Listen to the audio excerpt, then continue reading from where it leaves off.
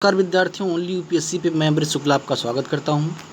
ये आपकी PT special की 10वीं क्लास है, जिसमें आप लगातार मॉडर्न इंडिया पढ़ रहे हैं। मॉडर्न इंडिया में हमने समझ लिया था कि किस प्रकार बंगाल पर अंग्रेज़ों का अधिकार हो गया था। उससे आगे हम पढ़ना शुरू करेंगे इस क्लास में और पढ़ेंगे अंग्रेज़ों की भारत में आर्थिक नीति क्या थी।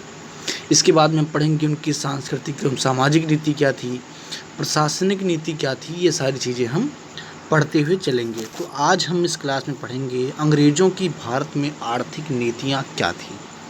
ठीक है, तो देखिए, जैसा कि मैंने आपको बताया था कि जो 1757 में प्लासी का युद्ध हुआ, वो एक बहुत ही निर्णायक युद्ध था और उसने आगामी 200 वर्षों तक भारत में कौन राज करेगा इसकी दशा और दिशा क्या की निर्धारित कर दी। तो इसलिए जब हम भारत में अंग्रेज़ों की आर्थिक नीति को समझ रहे हैं, तो हमको दो फेज में इसको बांटकर समझना होगा। एक फेज होगा हमारा 1757 एडी से पूर्व और एक फेज होगा 1757 एडी के बाद। यानी कि प्लासी के युद्ध में जो परिस्थितियां बदली, उसके बाद अंग्रेज़ों की आर्थिक नीति में भी बदलाव हुए। तो इस तरीके से हम इसको समझने की कोशिश करेंगे। ठीक है, तो सबसे पहले ये देख लेते हैं कि 1757 एडी से पूर्व जो ब्रिटिश ईस्ट इंडिया कंपनी है या अंग्रेज कह लें, उनकी आर्थिक नीति इंडिया में किस प्रकार है। तो आप जानते हैं कि एक व्यापारिक कंपनी 1600 ईस्वी में भारत में व्यापार करने के लिए जो है ब्रिटेन से चलती है और वो अपना व्यापार करते करते जो है लगभग पूरे भारत में वो फैल जाते हैं। पहले पश्चिम में आते हैं, फिर पश्चिम से दक्षिण में जाते हैं, दक्षिण से फिर पूरब में आते हैं और इस प्रकार वो लगभग पूरे भारत में अपना व्यापार करना प्रारंभ कर देते हैं। बेसिकली अंग्रेज जो व्यापार करते थे वो बाहर से सोना और चांदी लेकर के आते थे और इंडिया में कपड़ा और मसाला खरीदते थे और उसको ऊंचे दाम पर यूरोपीय देशों में बेचते थे। ये उनका व्यापार था। ठीक है, तो 1757 एडी से पूर्व ब्रिटिश ईस्ट इंडिया कंपनी एक व्यापारिक कंपनी की तरह जो है व्यापार इंडिया में कर रही थी। ठीक है, एक व्यापारिक कंपनी की तरह काम कर रही थी। ठीक है, लेकिन 1757 एडी के बाद में परिस्थितियां बदली। जैसा कि आपने पिछले क्लास में पढ़ा था कि किस प्रकार 1757 एडी में प्लासी के युद्ध में सिराजुद्दौला मारा जाता है और अंग्रेज़ों का मुखबिर, अंग्रेज़ों का सहायता करने वाला, उसी सिराजुद्दौला का एक सेनापति मीर जाफ़र जो है बंगाल का नवाब बनता है और वहाँ से फिर बहुत सारे अधिकार अंग्रेज़ों को मिल जाते हैं, जिसमें एक मुक्त व्यापार का अधिकार था। 1764 में एक युद्ध होता है जिसको बक्सर का युद्ध कहा जाता है। इस युद्ध में अवध के नवाब, बंगाल के नवाब और जो सुल्तान उस वक्त थे मुगलिया सल्तनत के, शाह आलम, ये सब मिल कर के युद्ध लड़ते हैं। लेकिन जीत किसकी होती है? अंग्रेज़ों की होती है। और उसके बाद में संधियां होती हैं और उस संधि के बाद में लगभग अंग्रेज़ जो है बंगाल के राजा तानाशाह या कुछ भी कह लीजिए बन जाते हैं। वो चीज़ें आप आगे पढ़ेंगे क्लासेस में। ठीक है, तो यहाँ पर हम आर्थिक नीति उनकी जो है समझ रहे हैं।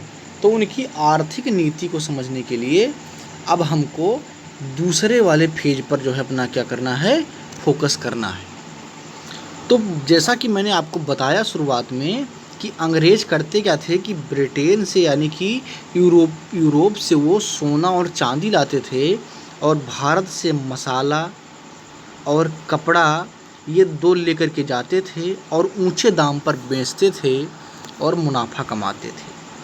अब आप सोचिए, कल्पना कीजिए कि भारत का कपड़ा और मसाला यूरोप में बहुत ज़्यादा मांगा जा रहा था। इसका मतलब कि इसका फ़ायदा किसको होगा? स्थानीय जो व्यापारी भारत के हैं उनको होगा। ठीक है, जो मीडिएटर हैं यानी कि जो अंग्रेज़ हैं यहाँ से सामान लेकर के जा रहे हैं, वहाँ बेच रहे हैं, उनको भी लाभ हो रहा है। लेकिन यहाँ पर जो लाभ है वो दोनों में बटा हुआ है, यानी कि भारतीय जो है व्यापारी हैं उनको भी लाभ मिल रहा है और जो अंग्रेज़ व्यापारी हैं उनको भी लाभ मिल रहा है। लेकिन 1757 एडी के बाद में परिस्थितियाँ बदलती हैं और नई रणनीतियाँ बनना प्रारंभ होता है और व्यापार के तरीके भी बदलते हैं। तो इस क्रम में हम इसको 3 हेडिंग में समझेंगे। पहली, आर्थिक गतिविधि किस प्रकार बदली। उसके बाद में एक धन बहिर्गमन का सिद्धांत है, इसको हम समझेंगे। और जो तीसरा है, पश्चिमीकरण के द्वारा नए बाजार का निर्माण। ये भी एक जो है रणनीति रही है अंग्रेजों की, इसको भी हम समझेंगे। तो इन 2 पॉइंट को हम एक साथ जोड़ करके समझेंगे और धन बहिर्गमन के सिद्धांत को हम क्या करेंगे, अलग से समझेंगे। तो आइए आर्थिक गतिविधि को हम जो है क्या है समझते हैं। तो आर्थिक गतिविधि को भी हमने 3 पार्ट में समझने के लिए इसको कैटेगराइज किया है। पहला है आयात निर्यात को अपने पक्ष में बनाना। यहाँ पर बात हो रही है ब्रिटिश ईस्ट इंडिया कंपनी की। तो ब्रिटिश ईस्ट इंडिया कंपनी को जो है आयात और निर्यात दोनों को अपने पक्ष में बनाना था, जिससे ब्रिटेन का ज़्यादा से ज़्यादा लाभ हो सके। ठीक है। तो हुआ क्या कि 1764 के युद्ध के बाद में अंग्रेज जो है वो बंगाल के सर्वोसर्वा हो गए और वहाँ से वो राजस्व वसूलने लगे। क्या करने लगे, राजस्व वसूलने लगे, कर वसूलने लगे। तो जब कर वसूलने लगे तो उनको निवेश करने के लिए बाहर से पैसा लाने की ज़रूरत नहीं पड़ती थी। तो जो राजस्व उन्होंने बंगाल से वसूला, उस राजस्व का निवेश कर दिया कपड़ा और मसाला खरीदने में, कपड़ा और मसाला खरीदने में निवेश कर दिया। और उसके बाद में इसको ले जा कर के कहाँ पर बेचा, यूरोप में बेचा इसको और मुनाफा कमाया। अब आप पहले की परिस्थिति का इस परिस्थिति से तुलना कीजिए। पहले की परिस्थिति क्या थी कि अंग्रेज यूरोप से सोना और चांदी लेकर के आते थे और भारत से कपड़ा और मसाला लेकर के जाते थे। तो भारत में बाहर से पैसा आता था सोना और चांदी के फार्म में। इस परिस्थिति में क्या हुआ कि भारत के ही किसानों का दिया हुआ कर निवेश हो जा रहा है और जो प्रॉफिट बन रहा है वो कहाँ पर जा रहा है, यूरोप में जा रहा है, वो ब्रिटेन में जा रहा है। तो क्या हुआ कि भारत का पैसा बाहर जाना शुरू हो गया। क्या हुआ, बाहर जाना शुरू हो गया। अच्छा, इससे होगा क्या, लगातार भारत का निर्यात बढ़ने लगा, यानी कि भारत एक्सपोर्ट भारत का बढ़ने लगा। होता क्या है कि अगर आपने इकोनॉमिक्स में थोड़ा बहुत पढ़ा हो कि निर्यात बढ़ना किसी देश के लिए एक अच्छी संकेत मानी जाती है, क्योंकि इससे बाहर से करेंसी देश में आती है जो देश को मजबूती क्या करती है, प्रदान करती है। लेकिन भारत में इसके विपरीत हुआ, निर्यात तो बढ़ा लेकिन इसका मुनाफा किसको हुआ, अंग्रेज़ों को हुआ। तो आयात और निर्यात दोनों को अपने पक्ष में बनाने की जो है क्या किया, कोशिश किया गया। अब आपने ये समझ लिया कि निर्यात अपने पक्ष में जो है अंग्रेज़ों ने किस प्रकार बना लिया। अब आयात अपने पक्ष में वो कैसे बनाएंगे। तो देखिए हुआ क्या कि भारतीय कपड़ों और मसालों की मांग यूरोप में जब बहुत ज़्यादा होने लगी तो अंग्रेज़ों को बड़ी चिंता हुई कि अगर भारतीय सामान की मांग ब्रिटेन में बहुत ज़्यादा बढ़ गई तो जो ब्रिटेन के व्यापारी हैं वो भारत के व्यापारियों से कम्पीट नहीं कर पाएंगे। तो इसलिए किया क्या उन्होंने कि भारत से ब्रिटेन को जाने वाले कपड़ों और मसालों पर उन्होंने क्या किया, आयात शुल्क को बहुत बढ़ा दिया। आयात शुल्क को क्या क्या बढ़ा दिया। अब इससे हुआ क्या, इससे बदलाव क्या हुआ। जैसे मान लीजिए कि 10 रुपये में कोई कपड़ा भारत में तैयार हुआ यूरोप में बिकने के लिए। अब यहाँ से किसी व्यापारी ने, किसी अंग्रेज़ व्यापारी ने इसको 10 रुपये में भारतीय किसी व्यापारी से ख़रीदा और ये पहुँच गया यूरोप। अब यूरोप में इस पर 20 रुपया शुल्क लगा दिया गया जो है आयात शुल्क के रूप में। तो इसका दाम कितना हो गया, 30 रुपये। अब जो ये कपड़ा पहले यहाँ पर 11 रुपये में या 12 रुपये में बिकता था, वो कपड़ा अब 30 रुपये में बिकेगा। तो यहाँ पर क्या होगा, मांग घटेगा। इससे नुकसान किसका होगा, भारतीय व्यापारियों का नुकसान होगा। तो इम्पोर्ट ड्यूटी को बढ़ा करके अंग्रेज़ों ने भारत से एक्सपोर्ट होने वाले और भारत को लाभ देने वाले सामानों को क्या किया, जो है यूरोप में जाना बंद कर दिया। इस प्रकार उन्होंने क्या किया, आयात और निर्यात दोनों को अपने पक्ष में बना लिया। अब दूसरी बात समझते हैं कि भारत में निवेश जो है अंग्रेज़ों ने काफ़ी किया। भारत में क्या किया, अंग्रेज़ों ने खूब निवेश किया। इससे पहले एक चीज़ और समझ लीजिए, फिर हम इस निवेश को समझेंगे। हमने यहाँ पर एक चीज़ लिखा था कि पश्चिमीकरण के द्वारा नए बाजार का निर्माण करना। अब इसका मतलब क्या है, जैसे कि मैंने आपको बताया कि अंग्रेज़ क्या कर रहे हैं। एक चीज़ यहाँ पर और समझ लीजिए, फिर इसके बाद में आपको चीज़ें समझ में आएंगी। होता ये है कि जिस वक्त अंग्रेज़ भारत में राज कर रहे हैं, इंग्लैंड में औद्योगिक क्रांति का दौर था, तो उनको कच्चे माल की बहुत ज़्यादा ज़रूरत थी। तो इसीलिए उन्होंने भारत से कच्चे मालों को ख़रीदना क्या किया, शुरू किया, जिसमें कच्चा कपास, रेशम और जूट, तिलहन, गेहूँ, तिल आदि को जो है उन्होंने क्या किया, ख़रीदना शुरू किया। और जो बने बनाए सामान, कपड़े और मसाले थे जो तुरंत यूज होने वाले थे, उनको उन्होंने रोकने का काम किया। तो इससे क्या हुआ कि भारत एक आर्थिक उपनिवेश के रूप में बन गया ब्रिटेन के। और इसका जो नुकसान हुआ वो किसको हुआ, भारत को हुआ, क्योंकि कच्चे माल में उतना मुनाफा, उतना मार्जिन किसानों को नहीं मिलता था। अब ये जो कच्चा माल है ये यूरोप में जाता था, और यूरोप में ये पक्का होने के बाद में कहाँ आता था, भारत में बिकने आता था।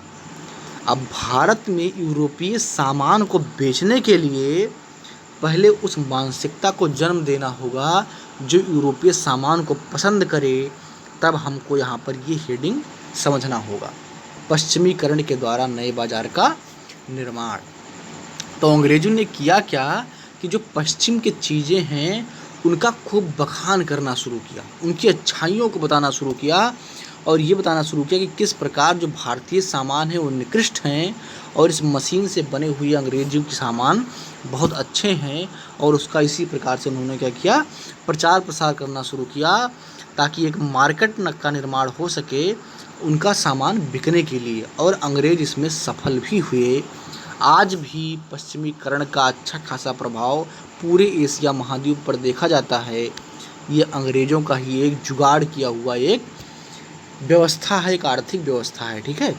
तो उन्होंने मार्केट बनाया और उस मार्केट पे अपना सामान बेचने लगे। तो ये थी इनकी रणनीतियाँ। अब एक चीज़ और समझ लेते हैं, जो अंग्रेज़ों के आर्थिक रणनीति का एक हिस्सा है, और ये कई बार बहुत बहस का कारण बन जाता है। कई बार लोग कहते हैं कि अंग्रेज़ भारत के उद्धारकर्ता हैं। अंग्रेज़ तो कहते ही थे, कई भारतीय लोग भी कहते हैं। उसके पीछे जो तर्क देते हैं वो ये है कि भारत में अंग्रेज़ों ने खूब निवेश किया। किस में निवेश किया, रेल में, डाक सेवा शुरू की, तार सेवा शुरू की, सड़क का जो है मरम्मत करवाया। ये सारे काम सच में अंग्रेज़ ने भारत में किए, लेकिन उनका जो मोटिव था, जो उनका उद्देश्य था, वो भारत की समृद्धि नहीं, अपना मुनाफा था। उन्होंने रेल की पटरियाँ इसलिए बिछाई क्योंकि जो दूर दराज के भारत के क्षेत्र हैं वहाँ पर जो संसाधन है उनको बंदरगाहों से जोड़ा जा सके और आसानी से कच्चे माल ब्रिटेन पहुँच सकें। उन्होंने डाक की शुरुआत इसलिए की क्योंकि वो पूरे भारत में अपना वर्चस्व फैला रहे थे, और सूचनाओं के आदान प्रदान के लिए उनको एक माध्यम की क्या थी, ज़रूरत थी।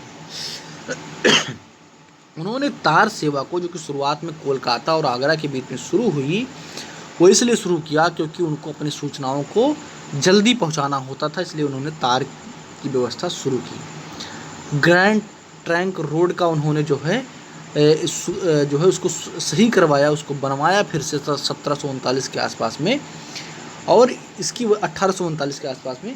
इसकी वजह यह थी क्योंकि इससे उनको बहुत सारा काम लेना होता था, इसलिए उन्होंने क्या किया, इस सड़क का जो है क्या, इसको अच्छा करवाया।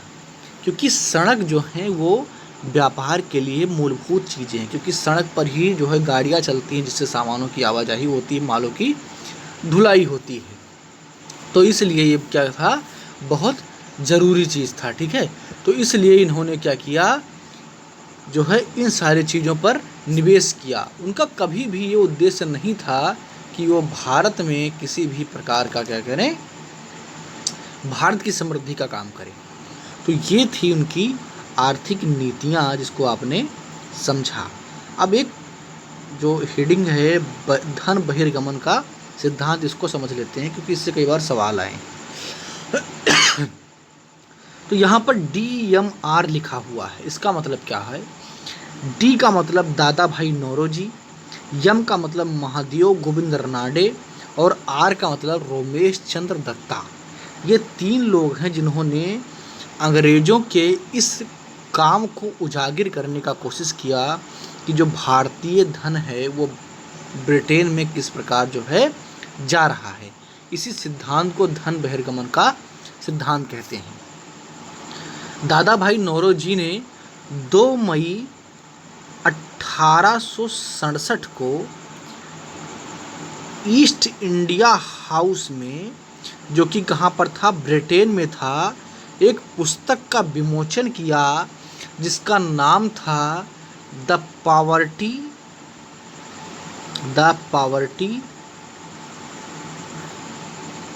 एंड अनब्रिटिश रूल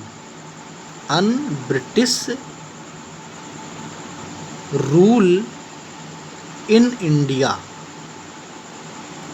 ये दादा भाई नौरोजी ने अपना एक किताब जो है प्रकाशित किया, और इस किताब का जो नाम है the poverty and un British rule in India.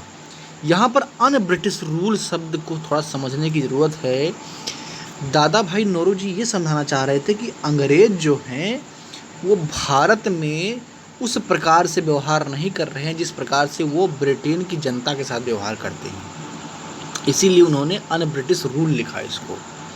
और इसी किताब में दादा भाई नौरोजी ने भारत से बाहर जाने वाले संपत्ति के बारे में विस्तार से वर्णन किया। तो ये था धन बहिर्गमन का सिद्धांत। तो इस प्रकार आपने समझा कि अंग्रेज़ों की आर्थिक नीति भारत में क्या थी। क्लास को लाइक कीजिए, शेयर कीजिए और अपनी राय कमेंट बॉक्स में ज़रूर दीजिए। अगली क्लास आपको कल मिलेगी, तब तक के लिए धन्यवाद।